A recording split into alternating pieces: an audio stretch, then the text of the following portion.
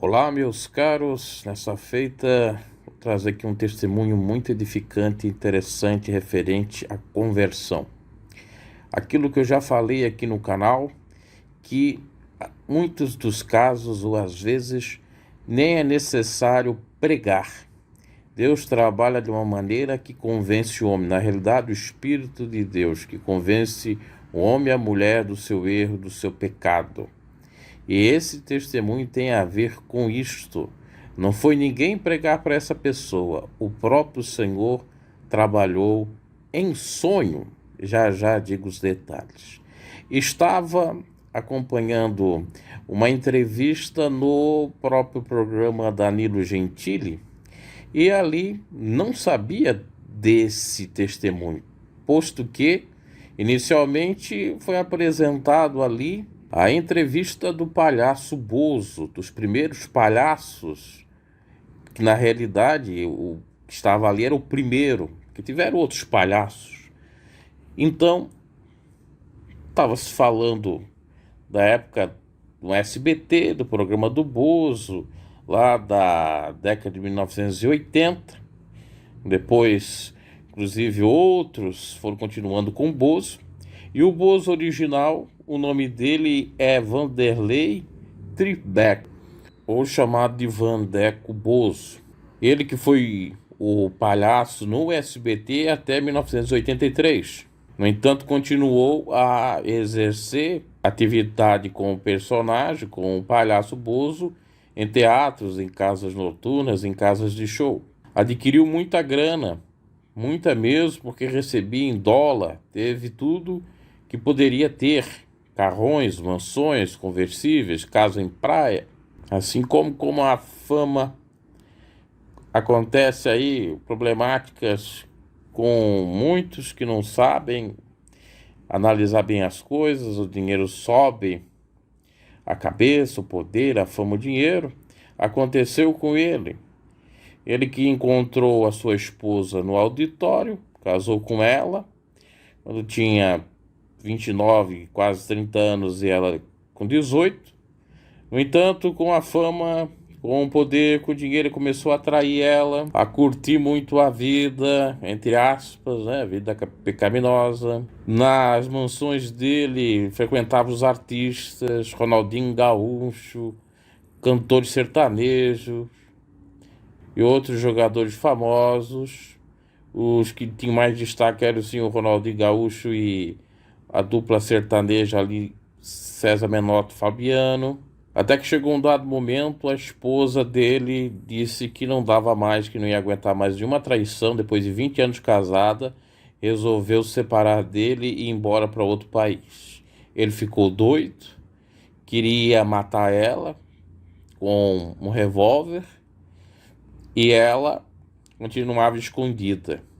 Entrou em estado de depressão, não comia mais, não se alimentava mais direito, não fazia barba, não fazia mais cabelo, não se apontava ou se arrumava, não queria saber de mais nada. Entrou numa depressão profunda, ao ponto de praticamente perder tudo ou deixar tudo para os outros, enfim, não se importou mais com muitas coisas, principalmente com as coisas materiais, e foi viver como um mendigo na rua, fedendo, cheirando mal, sem comer, sem o que beber, pedindo em Balneário Camboriú. Ele que é de Vacaria, do Rio Grande do Sul, e que já morava em Balneário Camboriú, virou mendigo em Balneário Camboriú. E o pessoal sabia da história dele, não queria ajudar porque sabia que o camarada era o Bozo do Silvio Santos, muito famoso, muito rico. Ainda dizia que ele entrou em depressão porque a mulher teria traído ele. Na realidade, era ele que traía a mulher, e a mulher deu um basta. Só que agora vem um detalhe que eu disse lá no início, que Deus trabalha. Uma certa feita ele teve um sonho, que ele viu uma luz muito forte, e essa luz falava com ele, e ele entendeu que era o recado do Senhor Jesus, e que ele tinha que abandonar aquela vida, e que ele tinha que deixar tudo para trás, que ele tinha que ver que ele não era nada sem Cristo, que ele tinha que ver que a família era o mais importante, e assim ele vai para a igreja, aceita Jesus, vai para os Gideões, vem a ser ovelhinha do Cesino Bernardino dos Gideões e vira pastor. Isso ocorreu por volta, quando ele ficou mendigo, de 2000, dos anos 2000. Nem falar que ele foi para as drogas, ele estava nas profundezas mesmo. Creio até que ele gastou todo o dinheiro que tinha em drogas, em pó, e traficava também, por isso que ele virou mendigo. Aceitou Jesus, abandonou tudo isto, a mulher voltou, ele vive atualmente como pastor, pregando. Antes de virar o pastor e de que estava sem nada, né? Como a gente disse que ele perdeu tudo, acontece que alguém ajuda ele, dando um terreno para ele, avaliado em 1 milhão, e ele consegue construir muitas coisas com isso, inclusive fazendo uma churrascaria famosa em Balneário Camboriú. Depois, mais tarde, ele acaba vendendo, segundo informações dele próprio na entrevista para o Danilo, vendendo esse restaurante, ou dando esse restaurante, melhor dizendo, para alguém, dando fim também nos carros. Hoje em dia, diz ele que vive uma vida mais soft, mais pobre, simples, no entanto feliz.